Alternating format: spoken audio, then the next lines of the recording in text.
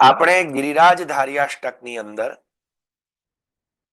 આપણા 5મા શ્લોકના છેલ્લા લીલા નામ ચરિત્રની અંદર અત્યારે આપણે પ્રવેશ કરી રહ્યા છીએ અને આજે 5મો શ્લોક પૂર્ણ થશે અને એ જે લીલા છે સાધન પ્રકરણની લીલા છે એમાં આપણે અત્યાર સુધી 2 નામોની 2 લીલાઓનો વિચાર કર્યો એટલે આપણે શ્લોક બોલી જઈએ એટલે તમને ધ્યાન રહે. કલિંદ જાકુલ દુકુલહારી કુમારિકા કામ કલાવિતારી વૃંદાવને ગોધન વૃંદચારી મમા પ્રભુ શ્રી ગિરિરાજધારી. એમાં સર્વપ્રથમ આપણે કલિંદ જાકુલ દુકુલહારી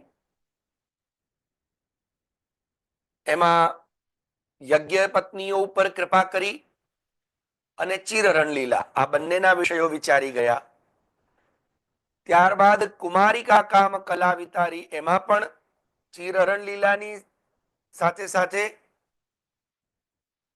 ભગવાને જે યજ્ઞનારાયણ ઉપર કૃપા કરી નંદ બાબા પર કૃપા કરી એ બધી લીલાઓનું આપણે ચિંતન કરી ગયા.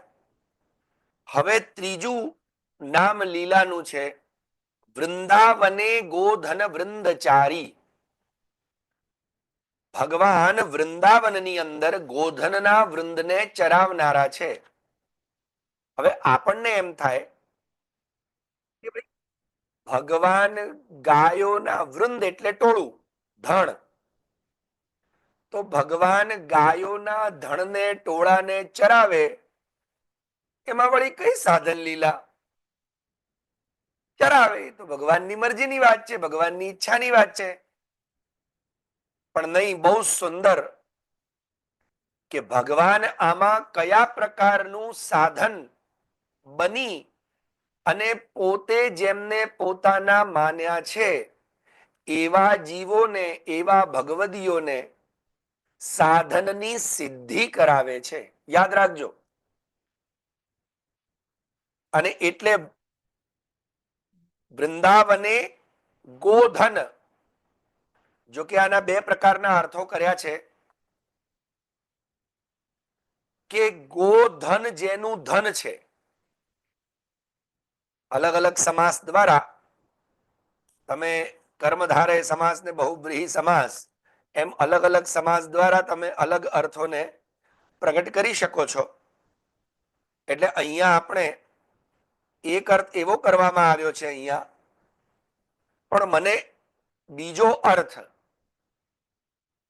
જો કદાચ હું અહીંયા ટીકા લખવા બેઠો હોતે, હજી એટલી યોગ્યતા ખબર નહીં ગુરુની કૃપાથી સિદ્ધ થઈ છે કે નહીં, પણ મનમાં જે ગુરુ પ્રેરણાથી હૃદયમાં ભાવ સ્ફુરી રહ્યા છે તે હું જણાવી રહ્યો છું. તો ચોક્કસ અહીંયા હું પ્રક્ષિપ્તાધ્યાયની લીલાઓને અવશ્ય વિચારતો. શ્રીમદ ભાગવતજીના પ્રક્ષિપ્તાધ્યાય એટલે 12મો, 13મો ને 14મો.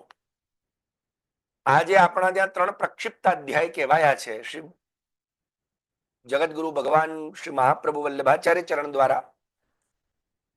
કેમ કે એની અંદર વૃંદાવને ગોધન વૃંદ એટલે ગોધન વૃંદ, એનો એક અર્થ એવો થાય કે ગાયો રૂપી ધનના વૃંદને ચરાવનારા, અને બીજું ગાયો રૂપી ધન જે લોકો માની રહ્યા છે એમના વૃંદ એટલે એમના ટોળામાં ફરનારા. હવે ચારી શબ્દ જે છે સંસ્કૃતમાં એ વ્યાકરણની દ્રષ્ટિએ એનો અર્થ એવો થાય કે ચરગતિ ભક્ષણયોહો, ચરગતિ ભક્ષણયોહો. તો ચર ધાતુ એ ગતિના અર્થમાં અને ભક્ષણના અર્થમાં છે.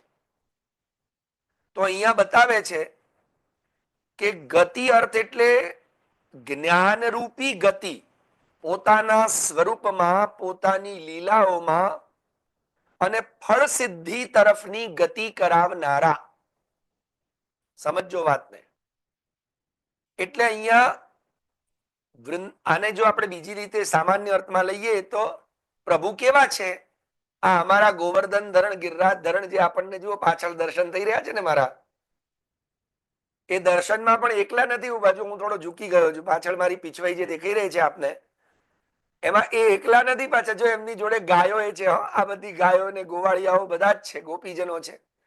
તો વૃંદાવને ગોધન વૃંદચારી, વૃંદ એટલે ટોળું, વૃંદ એટલે ધણ. તો ગાયો રૂપી ધણને ચરાવવું, એમાં વળી કઈ લીલા? તો કે ગાયો રૂપી ધણને ચરાવતા ચરાવતા પોતાના નિજજનોનું સાધન સિદ્ધ કરી અને એમને ચરધાતુ ગતિના અર્થમાં એટલે જ્ઞાન પ્રગટ કરનારા અને પોતાનો યશ પ્રગટ કરનારા.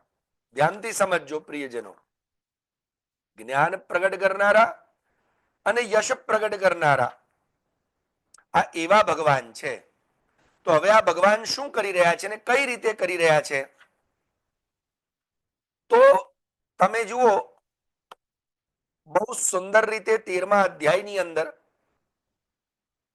આપણે 12, 13, 14 જે પ્રક્ષિપ્ત અધ્યાય છે એની અંદર બહુ સુંદર ભગવાનની છાક લીલાના અને સખાઓની સાથે જે વન ભોજન લીલા જેને આપણે કહીએ, હે, ભોજન થાળી પર કે ક્યાંક કદંબના વૃક્ષ નીચે, એ લીલાનું વર્ણન છે કે ભગવાન અને અન્ય પ્રક્ષિપ્ત આપણને શ્રીમદ આચાર્ય ચરણ જણાવે છે. પણ શ્રી મહાપ્રભુજીએ પોતે પ્રક્ષિપ્ત કહીને પણ એના ઉપર શ્રી સુબોધનીજી તો લખ્યા જ છે. કેમ? તો કે પ્રક્ષિપ્ત હોવા છતાં પણ પ્રભુની લીલા એટલી સુંદર છે, પ્રભુની લીલા એટલી અદ્ભુત છે, અને લીલા એક બહુ આપણા જીવનની અંદર સાર્થકતાની સાથે એક સંદેશ આપનારી છે. શ્રી મહાપ્રભુજી એટલે સુબોધનીજી એના પર લખ્યા છે. અને ત્યાં ભગવાનની છાક લીલાનું વર્ણન કે ભગવાન કેવા, તો કે ભગવાન એક દિવસ ગ્વાલ બાલોને કહ્યું કે ચલો એક કામ કરો, આ રોજ આપણે ખાલી ગાયોને ચરાવવા જ જઈએ છીએ, વૃંદાવને ગોધન વૃંદચારી, આપણે રોજ ખાલી ગાયોને જ ચરાવીએ, એમાં વળી મજા શું આવે? એમ રોજ એક પેલું ફિક્સ રૂટીન થઈ જાય. ઘણા લોકો એને અંગ્રેજીમાં કહે ને પેલું શું મેટા, પાછો ભૂલી ઓર જાઉં છું,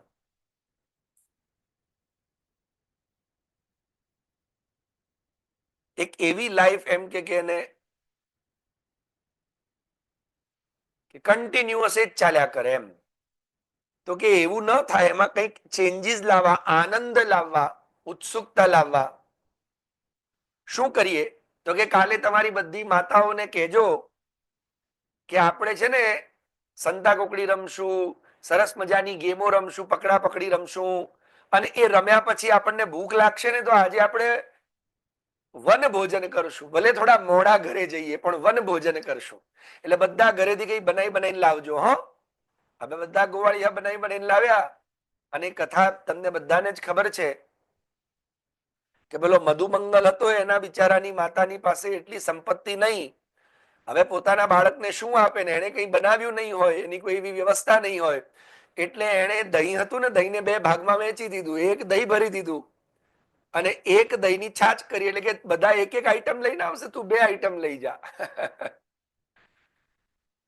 અને નાનું બાળક એ તો માની ગયું. અને એ વખતે ભગવાને કીધું કે ચાલો બધા શું લાવ્યા છો? અને બધા કે ગ્વાલ બાલો બધા બેસી ગયા. બહુ સુંદર છે ત્યાં વર્ણન કે કૃષ્ણસ્ય વિશ્વ પુરરાજ મંડલઈ રમ્યાનના ફુલ્લ દૃશો બ્રજાર્ભકા. ચારે બાજુ આમ જાણે એવું લાગે જાણે ગ્રહ મંડળો બધા મોટા મોટા ગ્રહોની અંદર એક સાક્ષાત સૂર્ય ચંદ્રમાં વિરાજમાન થઈ ગયા હોય, એવી રીતે ભગવાન કૃષ્ણ અને બલરામ બિરાજી ગયા. ચારે બાજુ એમના ગોવાળિયાઓ બિરાજી ગયા. અને ગ્વાલ મંડળની અંદર મંડલાકાર એટલે આમ સર્કલ બનાવ્યું ગોળ, અને પછી બધાની જોડે બેસી અડી અડીને બેઠા અને ભગવાન એમને કહી રહ્યા છે ચલો આપણે વન ભોજન કરીએ. અને તે જ વખતે ઘરેથી થાળી વાટકા ને કટોરા ચમચા તો લાયા નહોતા, એટલે કોઈક પાંદડા લઈ આવ્યું, કોઈ ફૂલના પાંદડાઓ બિછાવી દે છે, કોઈ કેળના પત્તા લઈ આવ્યું, આમ જાત જાતની વસ્તુઓ, કોઈએ પથ્થરની કટોરી બનાવી, ચમચી બનાવી. આ રીતે જે આપણે ભોજન થાળી પર જોઈએ છીએ જયારે વ્રજ પરિક્રમા કરવા જઈએ ત્યારે, કે ગિરિરાજજી જ થાળી કટોરી ચમચ બની જાય છે પોતાના અંગની અંદર પ્રભુના સુખાર્થે. તો આ રીતે ભગવાન જયારે ભોજન કરી રહ્યા છે તે જ વખતે ગોવાળિયાનું ધ્યાન ગયું અને એને કહ્યું કે અરે કનૈયા, આપણી ગાયો ક્યાં ગઈ? ગાયો દેખાતી નથી, હું ગાયો શોધી આવું. ભાઈ, આપણી ગાયો જતી રહે તેમ થોડી ચાલે. કનૈયું કે એક કામ કરો, તમે બધા બેસો, હું આવું છું ગાયો શોધીને. તો ભગવાન ગાયો શોધવા ગયા અને પાછા આવ્યા તો ગાયો તો મળી નહીં ને અહીંયા ગોવાળિયા ગાયબ થઈ ગયા. ભગવાન વિચાર કરે કે ગાયો ત્યાં ગાયબ થઈ ગઈ, અહીંયા ગોવાળિયા ગાયબ થઈ ગયા, મારા સિવાય આ વિશ્વની અંદર આવી જાદુગરી કરનાર કોણ છે? એટલે ધ્યાન લગાવ્યું તો ખબર પડી, અચ્છા, બ્રહ્માજીને અત્યારે વિચાર આવ્યો છે કે આ ભગવાન છે કે નહીં. કેમ કે આના પહેલા જે અઘાસુર નો ઉદ્ધાર કર્યો ભગવાને, તે વખતે ઇન્દ્ર ઇત્યાદિ દેવતાઓએ પુષ્પવૃષ્ટિ કરી અને ઢોલ નગાડા વગાડ્યા, ગંધર્વો કિન્નરોએ ગાન કર્યા. એનો અવાજ સાંભળીને બ્રહ્માજીએ કીધું, આટલો બધો શોર શેનો મચાવો છો? તો કે આજે જે અસુરને મોટા મોટા ઋષિ મુનિઓ, મોટા મોટા વિદ્વાનો, તપસ્વીઓ હરી શક્યા નથી, એનો આજે ઉદ્ધાર ભગવાને કર્યો. અઘાસુર એટલે ખબર છે? આળસ. અઘાસુર એટલે જ નિદ્રા. સમજો હો. અજગરના રૂપમાં હતો ને, પડ્યો જ રે, કઈ કરવું ગમે નહીં, પોદરાની જેમ પડ્યા રહેવું ગમે. આ અઘાસુરનું લક્ષણ છે, પડ્યા રહેવું, આજનું કામ કાલે ઠેલી દેવું, કઈ કરવું નહીં, ગંદા ગોબરા રહેવું, આલસ્યથી ભરાયેલા રહેવું, વાસીલા રહેવું. આ બધા લક્ષણ અઘાસુરના છે, જેને કોઈ હણી શક્યું નથી. વિચારોમાં પણ વિષ હોવું. સારા સારા લોકોના વિચારોમાં પણ બીજા માટે દ્વેષ ઇત્યાદિ વિષ તો હોય જ છે ને. તો આવા બધા લક્ષણોને કોઈ જીતી શક્યું નથી ને આજે ભગવાને અઘાસુરનો ઉદ્ધાર કર્યો. અને તે વખતે ભગવાન પેલો મધુમંગલ આ બધું જોયું ને, બધાના ડબરા ખોલેલા, અને ભગવાન ગાય લેવા ગયા એટલે મધુમંગલ કે આ તો લાડુ લાયો, આ મઠડી લાયો, આ ચંદ્રકળા લાયો, આ મનમનોહર લાયો, આ દહીં ભાત લાયો. મારી માએ ખાલી દહીં છાજ આપી છે. હવે આ અહીંયા ડબ્બો ખોલીશ તો મારી તો માની ને મારી વેલ્યુ ખતમ થઈ જશે અને બધા મારી મજાક ઉડાવશે. એવું ન થાય એટલે લાવ ત્યારે હું છાસ પી જાઉં. છાસે મારી તો માએ ખાટી આપી છે. એમ કરીને છાસ પી રહ્યો હતો અને તે વખતે ભગવાને જોયો ને એને આમ હલાવી હલાવીને રોકી રહ્યા છે. ભગવાન, ઉભો રે, તારે એકલાય નથી પીવાનું. હવે આ મધુમંગલની હાઈટ મોટી અને ભગવાન હજી નાના છે. તો એ વખતે એ પીતા પીતા એની છાસ અહીંયાથી હાથના ટેકા વડે પડી રહી છે. તો એ પડતી છાસ નીચેથી ભગવાન પી રહ્યા છે. બ્રહ્માજી કે આવો તો કઈ ભગવાન હોય? એને ખાવાના સાસા પડે લોકોની હેઠી છાસ પીવે? આ લીલા છે. એટલે એ વખતે બ્રહ્માજીએ લીલા કરી કે ગાયોને સંતાડી દીધી અને ગોવાળિયાઓ સંતાડ્યા. ભગવાન કે સારું, ચાલો તમે કરો લીલા, મજા આવે છે. ભગવાને પણ લીલા કરી. અને શું લીલા કરી એનું વર્ણન તમારે ધ્યાનથી સાંભળવાનું છે. ભગવાન પોતે જ ગાય બની ગયા, ભગવાન પોતે જ ગોવાળિયા બની ગયા, ભગવાન વાછરડા બની ગયા. એટલું જ નહીં, અહીંયા બહુ સુંદર શ્લોકોમાં પણ વર્ણન આવે છે.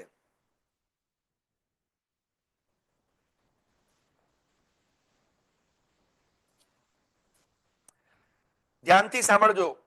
યાવદ વત્સપ વત્સકાલ્પકવપુર યાવત કરાંગ્રાદિકમ યાવદ યષ્ટિ વિષાણ વેણુદલશિગ યાવદ વિભૂષાંબરમ યાવત શીલ ગુણાભિધાકૃતિવયો યાવદ વિહારાદિકમ સર્વં વિષ્ણુમયમ ગિરોંગવદજ સર્વસ્વરૂપો બભૌ. આહા, ભગવાને કેવી લીલા કરી? તો કે યાવદ વત્સપ વત્સકાલ્પ વપુર, જેવું વાછરડાઓનું શરીર હતું, એટલે કદાચ કોઈ વાછરડાનું શરીર બ્રાઉન હતું અને બ્રાઉનમાં એક સફેદ ધબ્બો હતો તો ભગવાન ધબ્બો પણ બની ગયા. એ વાછરડાએ અગર પહેલી કુચેલી દોરડી ગળામાં બાંધી હતી તો એ દોરડી પણ ભગવાન બની ગયા. અગર કોઈક વાછરડાની ખુરીમાં ગોબર ચોંટેલું હતું જે વખતે, તો એવું જ ગોબર ભગવાન બની ગયા. વિચાર કરજો. અહીંયા કે છે જેવું શરીર, વપુર યાવદ કરાંગ્રાદિકમ, કર એટલે હાથ અને અંગ્રી એટલે પગ. જેવડા હાથ, જેવા હાથ. કોઈના આવા વળેલા હાથ હતા, કોઈના કાળા હતા, કોઈના ગોરા હતા, કોઈના જાડા. તો બધું ભગવાન એવું રૂપ ધારણ કરી લે છે. અને એટલું જ નહીં, ગોવાળિયાઓ પણ ભગવાન બન્યા. અને ગોવાળિયા જ ખાલી ભગવાન નથી બન્યા, યાવદ યષ્ટિ,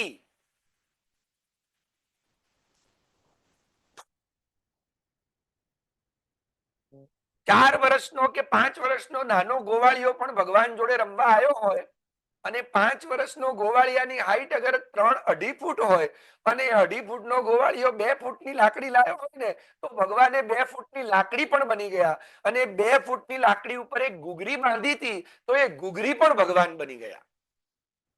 એટલે કોઈને શંકા જ ન જાય કે આ ગોવાળિયો મારો નથી, કે ના પેલી લાકડી ક્યાં ગઈ.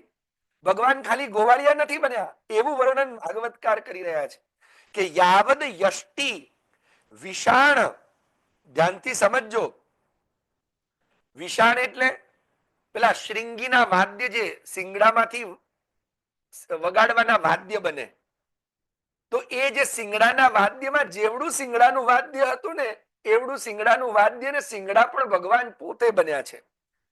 વેણુ, બધા ગોવાળિયા મોરલી રાખતા, તો જેની પાસે, કોઈની પાસે વાંસની હતી, કોઈની પાસે ચાંદીની હતી, કે કોઈની પાસે નાની મોટી જેવી વાંસળી હતી, ભગવાન એવી વાંસળી બની ગયા.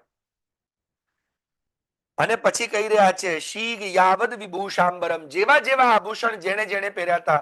અરે ત્યાં સુધી અમારા શ્રી મહાપ્રભુજી તો સમજાવે કે જેવું ગોવાળિયાએ મોજડી પહેરી હતી ને, તો એ મોજડી પણ ભગવાન બની ગયા છે. વિચાર તો કરો, આનાથી વધારે કઈ કૃપા હોય.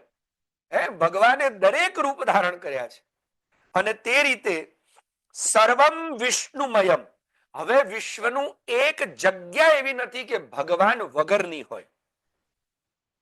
અને સાક્ષાત સંપૂર્ણ જગત એ ભગવદમય બની ગયું. ગિરોંગવદજ સર્વ સ્વરૂપો બભૌ. કેમ કે જાણે ભગવાન પોતે જ સાક્ષાત આ મૂર્તિમંત બનીને, વેદમાં જેમ કહ્યું છે ને, ભગવાન વેદ મૂર્તિમંત, જેમ ભગવાન આજે પોતા દર્શન કરાવી રહ્યા છે. અને તે રીતે ભગવાન પધાર્યા. તો થયું કેવું કે સાંજના સમયે જયારે ભગવાન પાછા પધારે છે, ત્યારે રોજ ગોવાળિયાઓ જયારે આ પાછા આવતા, ત્યારે ગોપીઓનો નિયમ શું હતો? અત્યારે તમે જુઓ, આજે મારી પાછળ જે તમને ચિત્ર દેખાય છે ને પીછવાઈમાં, એ આ ભોગ સંધ્યાનું જ ચિત્ર છે. જયારે ભગવાન સાંજે પાછા પધારે ને ત્યારનું. તો જયારે ભગવાન પાછા પધારે ને, ત્યારે આવી રીતે ગાયો એમની આગળ ઉભી હોય. ગોપીઓના બધાના મોઢા જુઓ, ભગવાન સામે જ હોય.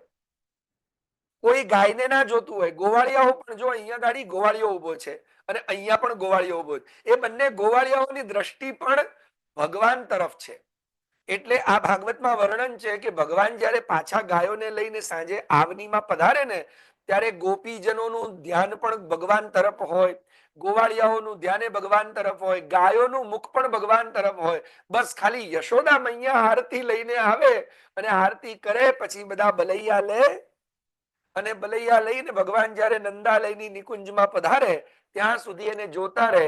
અને પછી જયારે દરવાજા જેવા યશોદા મૈયા બંધ કરે, એટલે ગોપીઓ પોતાના છોકરાઓને લઈને જાય, ગોવાળિયાઓને, અને ઘરે જઈને પૂછે, બોલ આજે કનૈયાએ શું લીલા કરી? તું મને આજે બધું કે, આજે તમે શું શું રમ્યા? અને આ બધું જાણેલું હતું ને, એટલે જયારે રાસ વખતે ભગવાન એમને અંતર્ધ્યાન થઈ ગયા, છોડીને ગયા ને, ત્યારે એ જ બધી લીલા ગોપીઓએ કરી. જો જાણી જ ના હોત તો. અને એટલે નિત્ય સત્સંગ કરવો, નિત્ય કથા શ્રવણ કરવી ગુરુ પાસે બેસીને, એ આવશ્યક છે, એનું આ લક્ષણ બતાવે છે. એટલે રોજ ગોપીજનો નવો નિયમ હતો. અને પછી જ પેલો જયારે છોકરો બધી કથા કે, બધી વાર્તા કે, પછી એને નવડાવે, પછી એને લાડ કરે, પછી એને ભોજન આપે. આજે ઉલટી ગંગા થઈ ગઈ. કેમ કે આજે જયારે ભગવાન પધાર્યા, એટલે ગાયોના થનોમાંથી દૂધની ધાર વહેવા લાગી આપોઆપ. અને ગાય પોતાના વાછરડાને ચાટવા લાગી. કેમ કે એને પહેલી વાર આવું વાછરડું જોયું છે. કેમ કે આજે વાછરડું નથી, આજે વાછરડું કૃષ્ણ છે. એટલે ગાય વિચાર કરે કે આજે ભગવાન અમારી જાતિનો ઉદ્ધાર કરી દીધો. કેમ? વૃંદાવને ગોધન, પોતે ગાયો રૂપી ધન બનીને વૃંદાવનમાં એમના વૃંદમાં ચરનારા. હવે સમજો આ નામનો અર્થ. ભગવાન પોતે જ ગોધન બની ગયા છે અને એ વૃંદની અંદર ચરણ કરી રહ્યા છે અને ગાયોને જ્ઞાન આપ્યું અને માટે જે ગાયોના થનોમાંથી દૂધની ધાર વહેવા લાગી, એ ગાયો પોતાના વાછરડાઓને ચાટી રહી છે. જે ગોપીજનો નિત્ય આરતી સુધી ઊભી રહેતી હતી, આજે ઊભી નથી રહેતી. આજે બધી ગોપીઓ પોતાના છોકરાને એકદમ સામે દોડીને ગઈ. આમ તો ઊભી રહે, આરતી થાય, બરાબર, ને છોકરા પણ ઉભા રહે, પણ આજે ગોપી દોડી અને પોતાના દીકરાને હાથમાં ભીડી લીધો અને સીધી દોડીને ઘરે જતી રહી. આરતી કરવાય ના ઊભી રહી અને ઘરે જઈને એને ખૂબ લાડ કરે છે. બોલ, શું ખાવું છે તારે, તને કયા ઘરેણા પહેરાવું, કયા વસ્ત્ર ધરાવું. અને આવું 1 વર્ષ ચાલ્યું. 1 વર્ષ સુધી, કેમ કે મનુષ્યનું 1 વર્ષ એટલે બ્રહ્માજીની 1 મિનિટ પલક.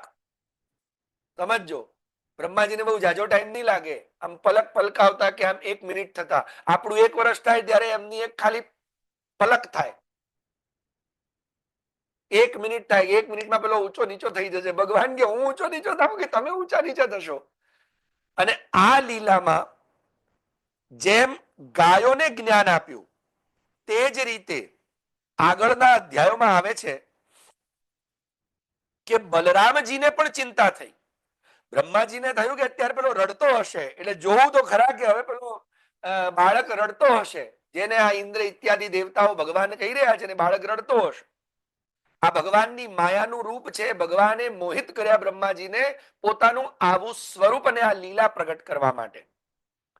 અને તે વખતે ત્યાં આંગાડી દર્શન કર્યું કે નીચે ગાયો ચરતી હતી, ગિરિરાજજીની તરેટીમાં નાની નાની ગાયો, અને મોટી મોટી ગાયો ઉપર ચરતી હતી. તે ઉપરવાળી ગાયોએ જ્યારે નીચેવાળી ગાયોને જોઈ એટલે દોડી દૂધ વહાવતી ચાટીને એને દૂધ પીવડાવવા માંડી. તો ગોવાળિયાઓ પણ દોડ્યા, સાંજે આપણે દૂધ આપશું કેવી રીતે લોકોને, અરે દોશું શું આપણે ચા દૂધ કેમ પીશું? એટલે ગોવાળિયાઓ લાકડી લઈને ગાયની પાછળ દોડ્યા, ઉભી રે ઉભી રે ઉભી રે. પણ જેવા ગોવાળિયા નીચે ગયા ને અને એમણે પોતાના દીકરાઓને જોયા એટલે એ લાકડી છોડીને એને લાડ કરવા લાગ્યા. બલરામજી કે કનૈયા, મને કઈ સમજમાં નથી આવતું કે આ ગોવાળિયાઓ ગાંડા થયા, ગાયો ગાંડી થી, આપણા ગોકુળમાં શું ભાઈ ફરીથી કોઈ આવ્યો છે? ભગવાન કે છે ના દાઉ ભૈયા, આપ પણ જુઓ. અને આમ કરી અને તે વખતે ત્યાં બહુ સુંદર ભગવાન આજ્ઞા કરે છે કે વ્રજસ્ય રામ પ્રેમ અર્ધેર વિક્ષૌત કંઠ્યમ અનુક્ષણમ મુક્તસ્તનેશ્વપત્યેશ્વ હેતુ વિદચિંતયન. આશ્ચર્ય કરવા લાગ્યા કે ઘરે કનૈયા આ બધું શું છે? તે વખતે ભગવાન બલરામજીને બતાવે છે, જુઓ તો ખરા આ શું છે. અને તે વખતે બલરામજીએ જોયું તો ભગવાન કે દાઉ ભૈયા, તમને મારી માયા છે? આપ તો સાક્ષાત સંકર્ષણ અનંત ભગવાન શેષનાગ છો. અને તે વખતે એમણે જોયું કે પ્રભો માયાસ્તુ મે ભરતુર નાન્યા મે વિમોહિની. ભગવાનની માયા મને મોહિત કરી શકે એવું નથી. આવો વિચાર કરીને બલરામજી વિચારવા લાગ્યા કે આ શું બધું લીલા ચાલી રહી છે. અને તે વખતે એમણે જોયું કે સર્વાના ચષ્ટ વૈકુંઠમ ચક્ષુષા વયુનેન સહ. શું? તો કે ચારે બાજુ એમણે કૃષ્ણ સિવાય કંઈ જોયું નહીં. અને ચારે બાજુ કૃષ્ણને જોયા. અને ત્યારબાદ બલરામજીને પણ જ્ઞાન ધર્મ પ્રગટ કરી પોતાની આ લીલા બતાવી. અને ત્યારબાદ બ્રહ્માજીને પણ જ્ઞાન થયું એટલે બ્રહ્માજી દોડતા દોડતા હાથ જોડીને માફી માંગવા આવ્યા, બાપુ મને માફ કરી દો. ભગવાન કે અત્યારે ટાઈમ નથી, અત્યારે મારા ભોજનના તમે ખોટા ટાઈમે આવી ગયા છો. એક તો ખોટા ટાઈમે આવીને ખોટી જગ્યાએ અમને હેરાન કરો છો. કેમ? તો કે ભગવાન કેવી રીતે ભોજન કરતા હતા ખબર છે? બિભ્રદ વેણુમ જઠરપટયો શૃંગવેત્રે ચ કક્ષે વામે પાણૌ મસૃણ કવલમ તત્ફલાન્યંગુલીષુ તિષ્ઠન મધ્યે સ્વપરી સુહૃદો હાસયન નર્મભિસ્વૈ સ્વર્ગે લોકે મિષતિ બુભુજે યજ્ઞ ભુગ્બાલ કેલી. આહા, સાક્ષાત યજ્ઞના ભોગતા એવા ભગવાન આજે બાલ લીલા કરી રહ્યા છે. પોતાના ગોવાળિયાઓના ખભા પર હાથ મૂકી ડાબા હાથની અંદર દહીં ભાત છે, અથાણા છે, પાપડની ચીરીઓ છે, ફળફળાદી છે, અને આવી રીતે આંગળીની અંદર મુરબ્બા ઇત્યાદિ લઈ અને વિનોદ ભરી હાસયન નર્મ વિશ્વય, મજાક મસ્ખરી કરતા કરતા, એકબીજાને જોક કહેતા કહેતા અને એકબીજાની ઠેકડી ઉડાડતા ઉડાડતા ભગવાન ભોજન કરી રહ્યા છે. અને આવી જગ્યાએ બ્રહ્માજી આવીને કે પ્રભુ મને માફ કરો. ભગવાન કે અત્યારે ટાઈમ નથી હો. બ્રહ્માજી કે અહીંયા જ, ભગવાન કે અહીંયા જ માફી માંગવી પડશે. અત્યારે બધા ગોવાળિયાની સામે તમારે જે કરવું હોય તે, હું મારો ભોજનનો ટાઈમ બરબાદ ના કરું. કેમ? તો કે શાસ્ત્રમાં કહ્યું છે ને, શતમ વિહાય ભોક્તવ્યમ, 100 કામ છોડીને ખાઈ લેવાનું. શતમ વિહાય ભોક્તવ્યમ સહસ્ત્રમ સ્નાનમાચરેત, 1000 કામ છોડીને નાહી લેવાનું.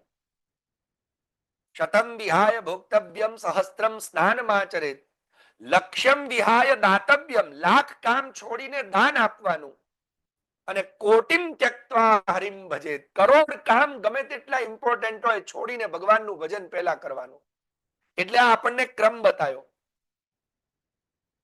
કે ગમે તેટલા ઇમ્પોર્ટન્ટ, તમે કહો મારા 1,00,000 કામ ઇમ્પોર્ટન્ટ છે, પણ લક્ષ્યમ ત્યક્ત્વા દાનમાચરેત, 1,00,000 કામ છોડીને દાન આપવાનું. કોટિમ ત્યક્ત્વા હરિમ ભજેત, કરોડ કામ ઇમ્પોર્ટન્સ હોય પણ છોડીને ભગવાનની ભક્તિ પહેલા કરવાની, પ્રાયોરિટી ભગવાનની ભક્તિ. એમ તો ભગવાન કે ભાઈ શતમ વિહાય ભોક્તવ્યમ, 100 કામ છોડીને ખાઈ લેવાનું. ખાવાના ટાઈમે કોઈ બીજી માથાકૂટ જોઈએ નહીં. ઘણા લોકો કે હમણાં ભૂખ નથી, જોશું, હમણાં આટલું લઈએ પછી જોશું, 2-2 કલાકે ખાશું. આ બધો ધંધો જ નહીં. મને તો મારા બાપુજી ને મારા ગુરુજીએ બહુ સરસ સિદ્ધાંત પકડાવી દીધો છે. જેવો ઠાકોરજીનો રાજભોગ સરે આરતી થઈ જાય અને અનવસર કરીને બહાર આવે એટલે પહેલા થાળીએ બેસી જ જવાનું.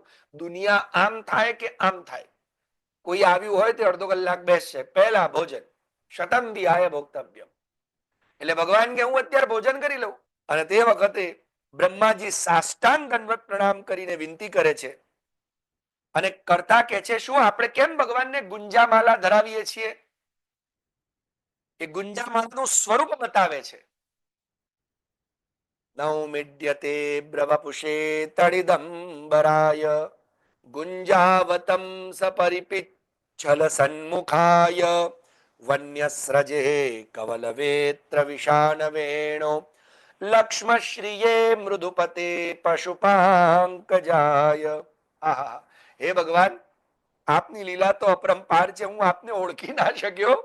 પણ ગુંજા, આપ જે ગુંજામાળા કેવી હોય, એમાં એક સફેદ દાણો હોય, એમાં લાલાશ અડધો ભાગ લાલ હોય અને એમાં એક કાળું ટપકું હોય, ખબર છે ને? તો એમ કે છે કે જે લાલાશ છે, આ શું છે? ગુંજા ચણોઠી જે છે, ગુંજાની માળાજી, એ શું છે? તો કે કાળું ટપકું એ પરબ્રહ્મ છે અને લાલ ભાગ છે એ બ્રહ્માંડ છે. અનેક બ્રહ્માંડ તો આપના ગળાની અંદર ધારણ કરીને બિરાજો છો. આપ કોટી અનંત કોટી બ્રહ્માંડના નાયક મારા પ્રભુ. અને હું આપને ઓળખી ના શક્યો. એમાંનું એકાદું બ્રહ્માંડ મને સાચવવા માટે બ્રહ્મા બનાવ્યો છે અને હું આપને જ ના ઓળખી શક્યો. ખરેખર આ ભાગ્ય છે. કોનું ભાગ્ય છે? કે આ ગોવાળિયાઓનું ભાગ્ય છે કે જેમના મિત્ર સાક્ષાત આપ બન્યા છો. ખરેખર આ દુનિયાના લોકો કેવા છે?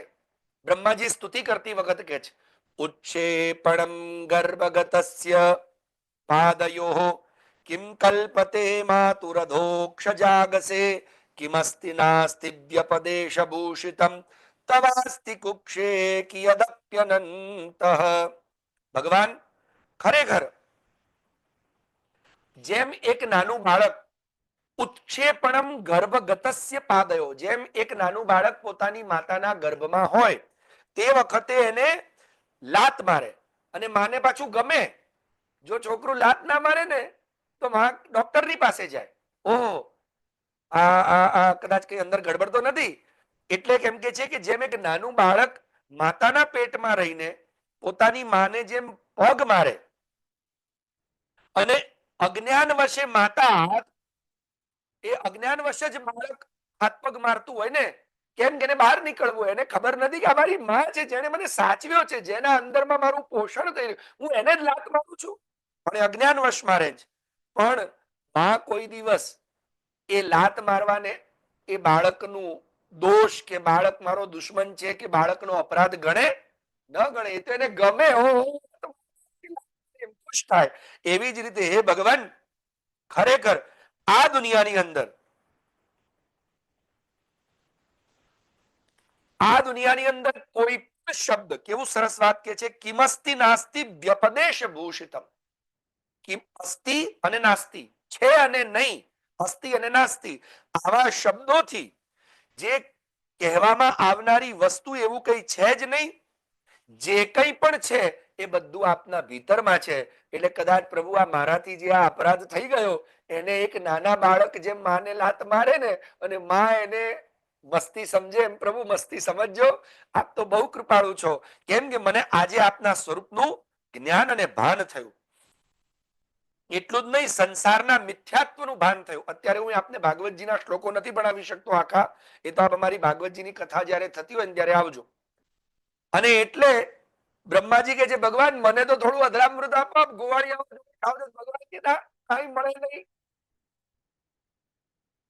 અધિકારી નથી તમે. બ્રહ્માજી કે હું ગમે તેમ કરીને લઈ લઈશ, કેમ કે તમે હાથ તો ધોશો ને. ભગવાન કે અત્યારે હું વ્રજની લીલામાં છું, હાથ ધોવાના હોય જ નહીં, હાલે કપડે દિલુચી નાખ્યા.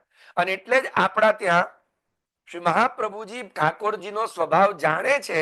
એટલે આપણા ત્યાંની સેવાની રીતમાં એક રીત મૂકી કે જ્યારે આપણે ઠાકોરજીને ભોગ ધરાઈએ તો ભોગ સરાવીએ ને જ્યારે, અને દ્વાર ખોલીએ એટલે સૌથી પહેલા આચમન કરાવવાનું, મુખવસ્ત્ર કરાવવાનું, થાળી નહીં ઉઠાવવાની. નહીં તો આપણે થાળી લઈ ગયા અને પછી આચમન કરાવવા આવશું એટલે આમ તો ભગવાને આખું સિંહાસન, ગાદી, તકિયા બધું એડ કરી દીધું હશે. લુચી જ દે, 1 મિનિટ ના લાગે. અરે બ્રજ में काहे को जूठो है જાય એમ કરીને આજે જો બ્રજવાસીઓ આમ કરીને માટીમાં આગ રગદોળી દે છે ને. એટલે એ જ ઠાકોરજી, એટલે બ્રહ્માજી કે હું માછલી બની જઈશ, આપ હાથ તો ધોશો ને. ભગવાન કે હાથ ધોવે તો તું માછલી બનીને દાણો લે ને, અમારા હાથ ધોવા જ નથી આજે, આજે હાથ જ નથી ધોવા. પ્રભુની આવી અલૌકિક લીલા. અને તે વખતે એમણે બ્રહ્માજી કે છે અહો ભાગ્યમ નંદ ગોપ બ્રજૌકસામ યન મિત્રમ પરમાનંદમ પૂર્ણમ બ્રહ્મ સનાતનમ. ભગવાન આવો લાભ તો અમને ક્યારે મળ્યો જ નથી. નંદ ગોપ આ બ્રજવાસીઓનો કેવો ભાગ્ય છે કે આપ એમના ખભા પર હાથ મૂકો છો, આપ એમને પોતાના મુખારવિંદનું જૂઠણ ખવડાવો છો, પોતાની જોડે બેસાડીને. અમને તો કોઈ દિવસ વૈકુંઠમાં અમે તો હાથ જોડીને ઉભા રહીએ ભગવાનો. આ અલૌકિક લાભ તો આ ગોવાળિયાઓને જ મળે. આપ એના ખોળામાં ચડી જાઓ ને એ આપના ખભા પર ચડી જાય. આપ એને કઈ કોને પેલો આપને ટપલી મારે, અમારી તો મજાલ નથી પ્રભુ. તો આ ખરેખર આ ભાગ્ય છે. યન મિત્રમ, કેમ કે આપ એમના મિત્ર બન્યા છો. ભગવાન શું બન્યા છે? યન મિત્રમ પરમાનંદમ. પછી તો એમના ભાગ્યની વાત જ શું હોય.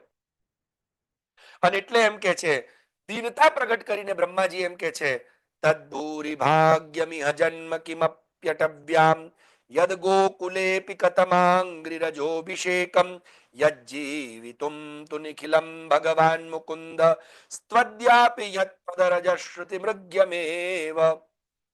ભગવાન આપના ચરણોની ધૂળને એ શ્રુતિઓ પણ આજે શોધી રહી છે. ખરેખર મને એમ થાય છે હું આ વ્રજની રજ લઈ જઉં, પણ ભગવાન કે વ્રજની રજ અહીંયાથી ક્યાંય જાય નહીં હો. બ્રહ્મલોકમાં જાય ને તો બ્રહ્મલોક વ્રજ થઈ જાય. વિચાર કરો. એટલે બ્રહ્માજી કહે છે કે ભગવાન હવે તો મને મન થઈ ગયું છે કે મારે હવે બ્રહ્માનું પદ છોડી દેવું છે અને આ વ્રજની અંદર મને કોઈક નાની અમથી યોનીમાં જન્મ આપી દો કે આ વ્રજની રજમાં હું લોટું, આ જલ, જમના જલનું પાન કરું ને આપના દર્શન કરું ને ક્યાંક આપનો પ્રસાદ, આપનું જૂઠણ અમને પ્રાપ્ત થઈ જાય. આ જ્ઞાન બ્રહ્માને થવું, બલરામજીને થવું, આ જ્ઞાન ગુણ ભગવાને આ રીતે પ્રગટ કર્યો. એટલે મને એવું લાગે છે કે અહીંયા વૃંદાવને ગોધન વૃંદચારી, ભગવાન પોતે જ વૃંદાવનની